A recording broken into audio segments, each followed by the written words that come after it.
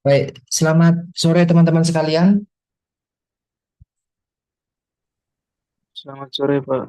Ya, Pius, terima kasih. Sore hari ini, teman-teman sudah saya bagikan artikel ilmiah. Artikel ini bicara tentang interaksi potensial dari zat gizi dan obat di kasus atau di para pasien anak-anak ya atau pediatrik di salah satu rumah sakit eh, di Brasil kalau saya tidak salah. Nah, silakan nanti teman-teman selama 30 menit ke depan kalian boleh off Zoom, kalian boleh tetap di Zoom juga. Silahkan ini kalian review ya, jurnal ini kalian review secara mandiri. Boleh bareng-bareng juga garapnya, tetapi nanti pelaporannya secara mandiri.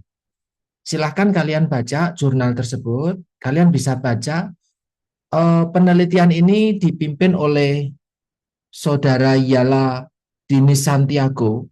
Apa yang Santiago lakukan di dalam penelitian ini bersama teman-temannya. Silahkan teman-teman nanti baca ya, silahkan dibaca. Kalau nanti waktunya kurang saya bisa tambahkan sampai 45 menit. Tapi paling tidak nanti 3.45 kita sudah kumpul lagi untuk bisa mempresentasikan beberapa temuan dari teman-teman sekalian karena ada yang di rumah, ada yang masih di kampus, ada yang garap bersama gitu ya.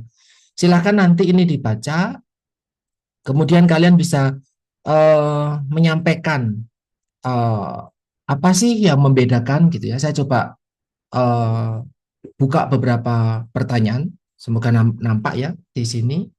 Di sini saya menyampaikan dari jurnal ini, coba jelaskan teman-teman sekalian apa yang membuat penanganan pada pediatrik itu ya, anak-anak, kasus anak itu namanya pediatrik, apa yang membuat penanganan pada kasus pediatrik itu berbeda dengan penanganan pada orang dewasa. Ya, kenapa kita harus fokus pada pediatrik atau ketika kita menangani kasus pediatrik yang menerima obat-obatan gitu ya. Kenapa kita sebagai tenaga gizi perlu fokus, perlu memperhatikan interaksi obat dan makanan. Ada apa memang? Bagaimana jika tidak memperhatikan itu, gitu ya? Ada dampak apa? Ada kepentingan apa? Ya, ada manfaat apa? Silakan nanti teman-teman baca, kemudian coba jawab pertanyaan nomor satu tadi. Tentu teman-teman boleh menjawab sesuai dengan pemahaman kalian masing-masing ketika membaca atau setelah membaca jurnal tersebut. Kemudian setelah itu coba kalian nanti pura-pura ya menuliskan apa yang bisa kalian sampaikan kepada tenaga gizi di rumah sakit. Karena sekadar info teman-teman sekalian, tidak semua tenaga gizi di rumah sakit itu memahami dengan baik mengenai interaksi obat dan makanan. Jadi mereka sering tidak memperhatikan obat ini buat apa, obat itu untuk mengatasi apa hubungannya dengan zat gizi. Itu banyak yang tidak memperhatikan itu. Nah, sehingga ketika misalkan mereka menangani kasus anak, apa sih yang bisa kalian sampaikan kepada teman-teman di rumah sakit? Silakan nanti teman-teman bisa uh, tuliskan saran, tuliskan masukan buat mereka, apa yang perlu mereka pelajari, hal apa yang perlu mereka uh, ketahui lebih lanjut, gitu ya. Ya, saya kembali lagi di sini. Itu jadi dua pertanyaan ini, silakan nanti kalian bisa jawab. Nah, tulisan kalian nanti silahkan dikirimkan melalui kanal @link Sevima sudah saya siapkan tadi. Kalian bisa rangkum dulu jurnal ini, kemudian jawab dua pertanyaan tadi di lembar Word atau PDF yang kalian upload gitu ya. Nah ini ada, mohon maaf ya anak saya teriak-teriak. Nah ini ada jurnalnya, sudah saya bagikan, silakan nanti kalian baca siapa saja yang jadi sampel, apa aja kondisi kesehatannya, apa saja temuannya, apa saja yang kemungkinan berinteraksi terhadap obat-obatan tersebut gitu ya. Apa dampak-dampaknya silakan kalian bisa tuliskan. Ya, harapannya kalian tidak translate terus copy paste ya, bukan, tetapi silakan ditranslate, dibaca, kemudian apa yang kalian pahami gitu ya dari jurnal ini, apa yang kalian pahami. Saya tidak menuntut teman-teman wajib paham 100%, betul 100% tidak. Tetapi kalian bisa membaca dengan baik, terus kemudian bisa menjelaskan kepada saya melalui tulisan apa sih artikel ilmiah ini, isinya itu apa, gitu ya. Kalau nanti di tengah diskusi internal kalian atau di tengah kalian menggarap ada beberapa pertanyaan, Pak, saya tidak tahu maksudnya ini apa. Misalnya di sini saya menemukan kalimat tadi makanan enteral gitu ya. Nah, ini di sini. Eh, mereka-mereka yang menemui, mereka-mereka yang eh, menerima diet enteral itu menjadi kriteria inklusi. Apa sih maksudnya? Nah, maksudnya adalah, misalnya nanti saya coba jelaskan. Nah, makanan enteral ya makanan yang bentuknya kadang bentuknya cair gitu ya. Bisa diberikan lewat pipa atau NGT dan yang lain, teman-teman sudah belajar itu. Atau bisa diminum gitu ya. Makanan enteral ada yang dikonsumsi diminum, tapi kebanyakan mereka diberikan melalui pipa. Nah, ini menjadi kriteria inklusi. Inklusi artinya dilibatkan di dalam penelitian yang dilakukan oleh saudara Santiago di paper ini gitu. Nah, nanti misalnya kayak gitu, Pak, saya enggak maksud ini halaman 129, ini ada kalimat ini, saya maksudnya apa? Nah, nanti saya akan standby di WhatsApp grup, teman-teman silahkan nanti boleh tanyakan. Gitu ya? Oke. Dari situ, teman-teman sekalian ada yang ingin ditanyakan dulu? Monggo. Ada yang mau ditanyakan? Sudah cukup, nggih? Sudah bisa dipahami, Mbak Sita? Bisa diterima penjelasan saya tadi, Mbak Sita? Bisa, Pak. Oke. Ada waktu, ini sudah 3/4, ada waktu sekitar 45 menit, 30 sampai 45 menit. Silakan belajar secara mandiri, nanti jam 3/4 atau jam 4 kurang sedikit kita bisa gabung di Zoom lagi. Zoom saya tetap nyalakan, saya tetap ada di Zoom, silakan teman-teman bisa chat melalui WhatsApp group atau langsung ngomong di Zoom, boleh kalau ada beberapa terminologi atau kalimat yang belum dipahami. Ya, silakan diselesaikan. Monggo.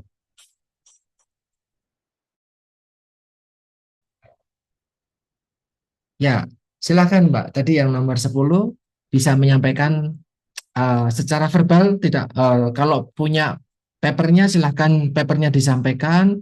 Kalau belum sempat menulis silahkan sampaikan secara verbal tidak apa-apa. Monggo.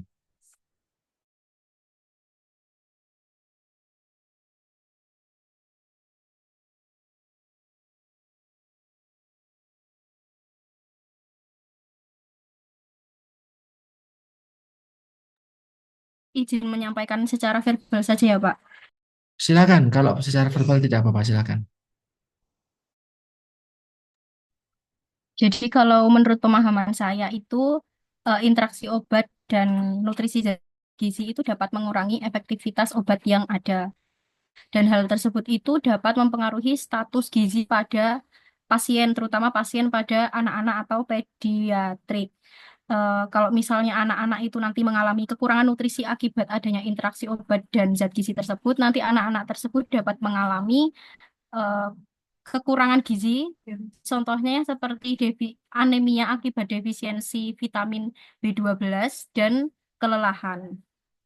Kemudian anak-anak yang di rumah sakit ini di Brazil ini kan banyak mendapatkan obat-obatan ya Pak, terutama yang di ICU. Dan apabila mereka mendapatkan makanan melalui enteral, otomatis mereka dapat mengalami kayak banyak interaksi antara obat dan makanan enteral tersebut. Obat yang banyak itu tadi dinamakan polifarmasi. Kemudian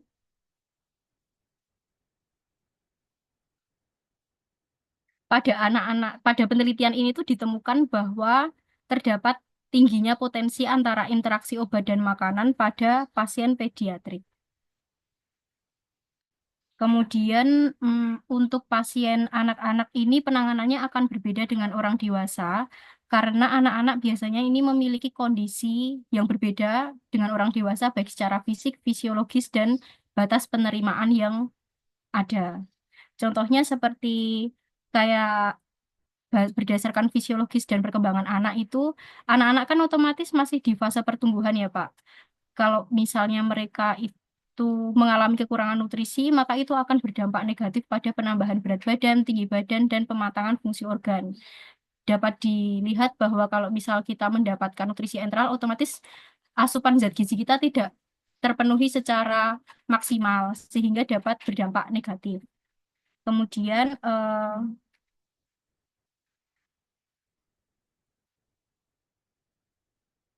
karena anak-anak ini masih kondisinya masih lebih rentan daripada orang dewasa, sehingga mereka dapat mengalami depresi mikronutrien akibat karena pemberian nutrisi enteral yang tidak memenuhi asupan zat gizi dan pemberian obat-obatan yang banyak. Sehingga anak-anak tersebut dapat mengalami tadi anemia dan kelelahan. Kemudian karena fungsi fisiologis anak ini belum terlalu matang seperti orang dewasa, maka obat-obat yang diberikan kepada anak ataupun asupan zat gizi melalui enteral itu tidak dapat terserap secara maksimal, Pak. Seperti itu. Oke, Mbak Dea, terima kasih sekali. Berarti ada hal yang mau disampaikan lagi?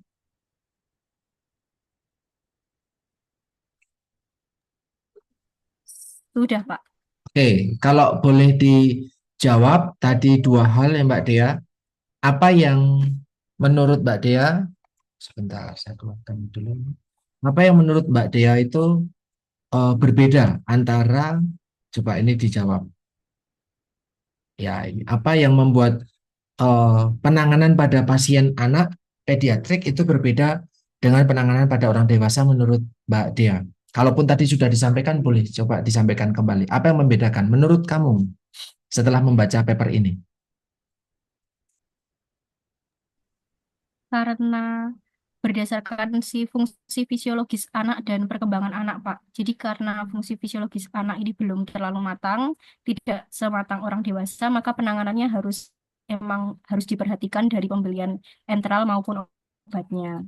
Kemudian dari perkembangan anak, otomatis anak-anak ini berada di fase pertumbuhan yang otomatis mereka membutuhkan nutrisi yang lebih tinggi daripada orang dewasa, sehingga hal tersebut juga harus diperhatikan.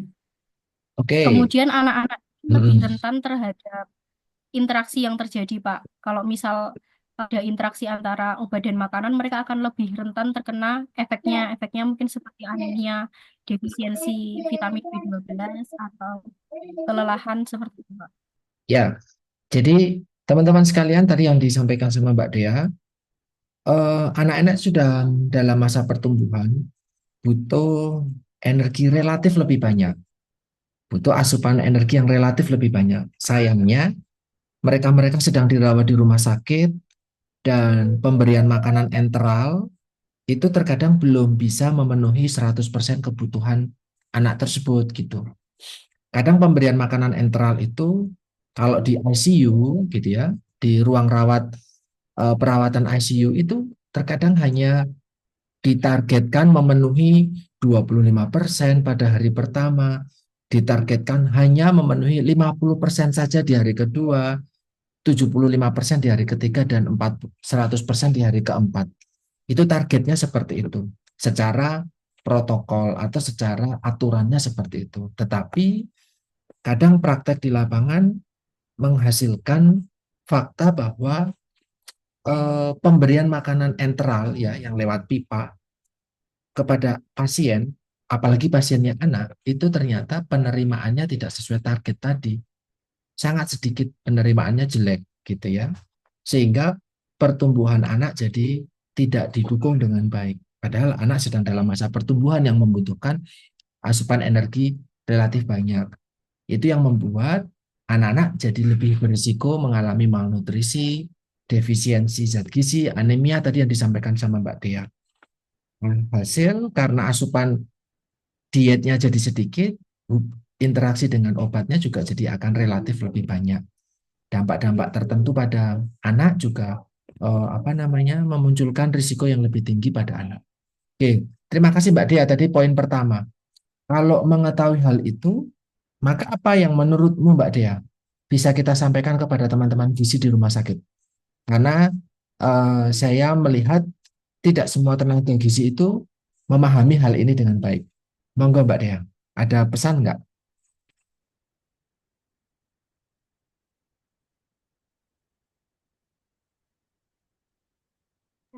Mungkin menurut saya lebih meningkatkan pentingnya pemahaman tentang IOM di